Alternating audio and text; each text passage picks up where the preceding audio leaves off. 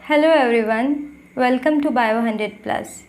सबसे पहले तो आज आप सभी को स्वतंत्रता दिवस की ढेरों शुभकामनाएं। आज पूरा देश जश्न आज़ादी मना रहा है और ये आज़ादी हमें खैरात में नहीं मिली। इस आज़ादी के लिए न जाने कितनों ने ही कुर्बानियाँ दी हैं, बलिदान दिए हैं, तब जाके हमने ये आज़ादी पाई है। एक चीज़ को पा लेने से ज़्यादा मुश्किल होता है उसको मेंटेन रखना। उसको आपने अचीव कर लिया, अब उसको बनाए रखना। ये ज़िम्मेदारी हर उस देशवासी की है जो आज आज़ाद भारत में सांस ले रहा है। तो ऐसे में हम टीचर्स का, आप स्टूडेंट्स का एक बहुत इम्पोर्टेंट रोल बनता है, क्योंकि आप देश का भविष्य हैं। दुनिया के best doctors, best scientist, best minds हमेशा भारत देता आया है और आज भी हमारे स्टूडेंट्स में वो काबिलियत है कि हम विश्व गुरु बनने की क्षमता रखते हैं।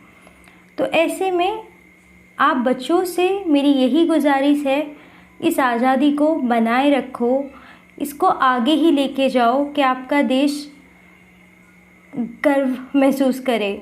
हमारे देश का नाम किसी गलत चीज़ में ना आए, हमारी वजह से हमारे देश का नाम हमेशा ही किसी अच्छी न्यूज़ में हमें सुनने को मिले। और ये आप कैसे कर सकते हैं आज़ादी के लिए? अब आप कहेंगे कि हम तो खुदीराम बोस या भगत सिंह नहीं हैं या वैसा नहीं हो सकते। तो मैं आपको बताऊं, हर समय की अपनी अपनी कसौटियाँ होती हैं। उस टाइम पे आज़ादी का संग्राम चल रहा था तो उन लोगों ने वैसे अपनी देशभक्ति निभाई। आप अपनी देशभक्ति कैसे निभा सकते हैं? जब आप अपना जो भी आपका काम है, अपना कर्तव्य है, उसको पूरी निष्ठा और ईमानदारी से निभाते हैं।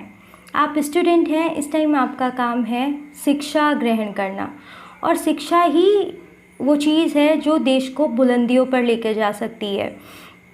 क्योंकि शिक्षा एक ऐसा माध्यम है जिसके थ्रू आप अपना साइंस, अपना आर्ट, अपना कल्चर सब कुछ बहुत आगे लेके जा सकते हैं। सबसे ज़रूरी चीज़ है। तो आप अभी अपनी लाइफ के उस फेज़ में हैं जब आप शिक्षा ग्रहण कर रहे हैं, तो ये काम पूरी ईमानदारी से, पूरी निष्ठा से कीजिए और फिर निश्चित रूप से ही देश बुलंदियों को छुएगा।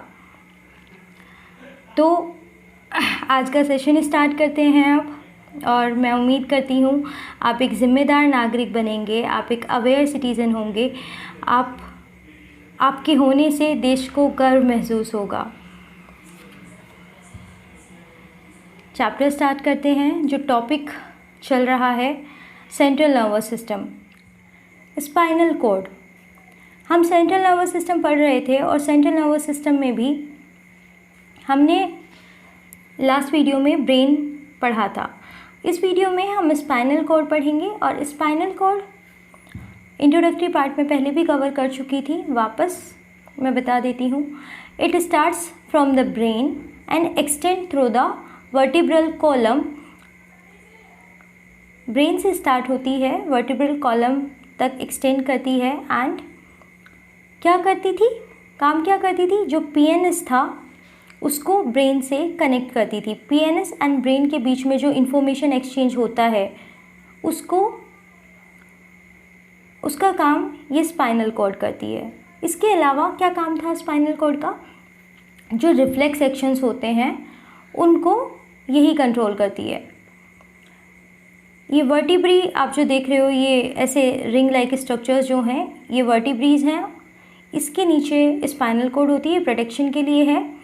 तो स्पाइनल कॉर्ड से कुछ नर्व्स भी निकलते हैं, उनको स्पाइनल नर्व्स बोलते हैं। और it has 31 pairs of spinal nerves. कितने पेयर ऑफ स्पाइनल नर्व्स निकलती हैं? 31 पेयर। ठीक है, तो आप लिंक मेरे ख्याल से आप बना चुके होंगे। सीएनएस हम पढ़ रहे हैं, ठीक है, सेंट्रल नर्वस सिस्टम हम पढ़ रहे हैं, ब्रेन पढ़ लिया था, और अब स्पाइनल कॉर्ड पढ़ रहे हैं। ठीक है, स्पाइनल कॉर्ड में हम पढ़ रहे हैं इसका स्ट्रक्चर, और उसमें हम देख रहे हैं कि ब्रेन से स्टार्ट होती है, वर्टिब्रल कॉलम में एक्सटेंड करती है, and 31 pair of spinal nerves होते हैं, रिफ्लेक्स एक्शंस कंट्रोल करती है, और ब्रेन एंड पेरिफेरल सिस्टम के बीच में इंफॉर्मेशन एक्सचेंज में हेल्प करती है। ये आप देखिए, ये जो वर्टिब्री हैं ये किस तरीके से, जो ऊपर की 7 हैं उनको सर्विकल बोलते हैं, बाकी थोरेसिक रीजन वाली जो आपको पर्पल कलर से दिख रही हैं, उसके अलावा 5 लंबर वर्टिब्री एंड उसके बाद 5 सेक्रम, उसके बाद कोसेक्स, ठीक, काउसेक्स इसको बोलते हैं। नेक्स्ट स्लाइड पे मूव करते हैं। रिफ्लेक्स एक्शंस, आपने अब तक 2-3 बार ये टर्म सुन ली, रिफ्लेक्स एक्शन, रिफ्लेक्स एक्शन। क्या होता है रिफ्लेक्स एक्शन? क्या है? एक sudden, unconscious and involuntary response of the effector to a stimulus. क्या मतलब हुआ इस बात का? जैसे ही कोई स्टिमुलस हुआ अचानक से कुछ, और उस पर जो एकदम से इमीडिएट रिस्पॉन्स आता है, कोई सोचा समझा नहीं होता, जो इमीडिएट रिस्पॉन्स होता है, बहुत सडन होगा, बिल्कुल अनकॉन्शियस होगा, उस रिस्पॉन्स को हम रिफ्लेक्स एक्शन कहते हैं। एग्जाम्पल के तौर पे आपको फिगर में दिखाया है, जैसे ही ये हैंड किसी हॉट प्लेट को या हॉट यूटेंसिल को टच कर रहा है, तो वैसे ही हाथ हम देखते हैं पीछे हो जाता है, या बहुत तेज़ लाइट अगर आपकी आंखों पे पड़ती है, आपकी आंखें एकदम से बंद हो जाती हैं अगर अचानक पड़े तो। यही है रिफ्लेक्स एक्शन, कि जैसे ही कोई स्टिमुलस आता है सडनली, तो उसके रिस्पॉन्स में जो सडन अनकॉन्शियस एक्शन होगा, जो सडन अनकॉन्शियस रिस्पॉन्स होगा, वही रिफ्लेक्स एक्शन होता है। हम कभी कभी कहते हैं ना किसी इंसान को कि इसके रिफ्लेक्सेस बहुत तेज़ हैं। रिफ्लेक्सेस तेज़ है मतलब कि वो एकदम से कोई भी स्टिमुलस है उसको सेंस करके एकदम सडन रिस्पॉन्स दे देता है, तो वही होता है रिफ्लेक्स एक्शन।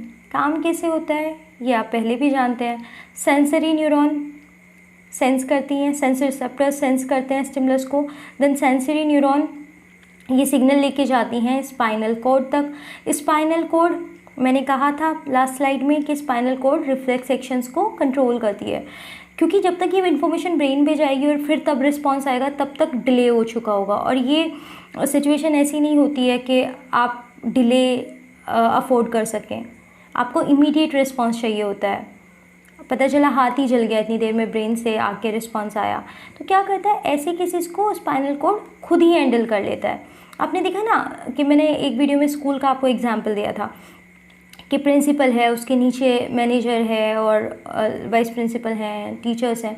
तो अब हर चीज़ को, हर छोटी बड़ी चीज़ को अगर मानिए एक टीचर सीधा प्रिंसिपल के पास पूछने जाएगा बार बार, तो बहुत ऐसा नहीं हो जाएगा, काम बहुत डिले नहीं हो जाएगा कि मान लो एक बच्चे की लीव एप्लीकेशन भी अगर अप्रूव करनी है अपनी क्लास के, तो क्लास टीचर पहले जाए, पहले प्रिंसिपल को पूछ के आए, या इस तरीके से भी नहीं। मतलब आप इस ऐसे ही समझो कि बहुत इमीडिएट रिस्पॉन्स चाहिए कि किसी हॉट ऑब्जेक्ट को आपकी बॉडी ने टच किया है, हाथ जल जाएगा, तब तक ब्रेन से इम्पल्स आएगी।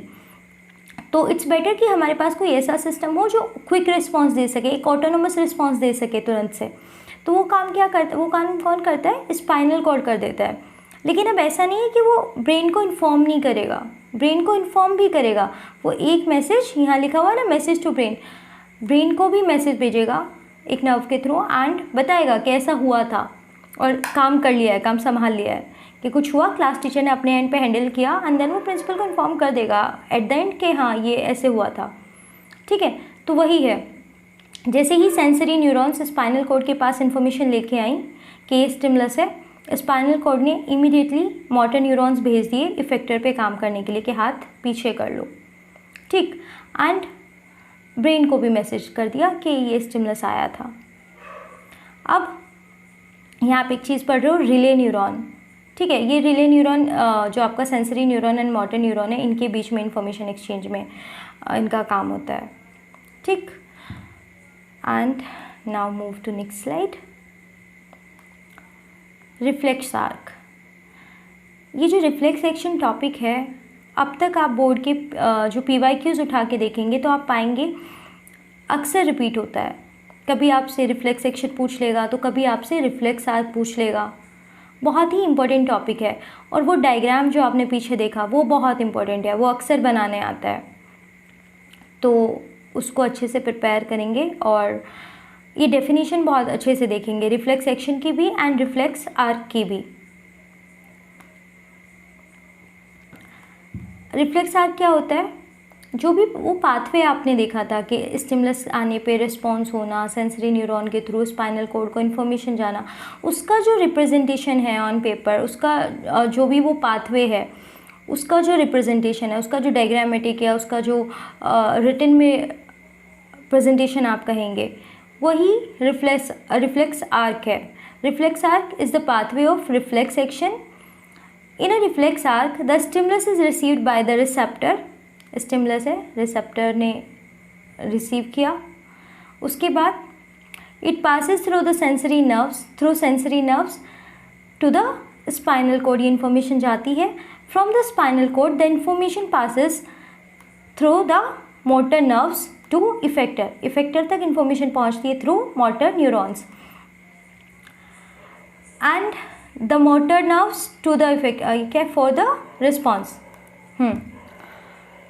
तो स्टिमुलस सेंस करता है receptor, then receptor sense this information to spinal cord through sensory neuron, then through spinal cord motor neurons carries the information to effector and response happen.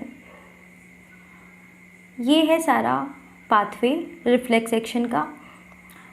हमेशा आपको सवाल मिलता है, मैं कह रही हूँ बहुत इंपॉर्टेंट टॉपिक है, बहुत ध्यान से पढ़िएगा.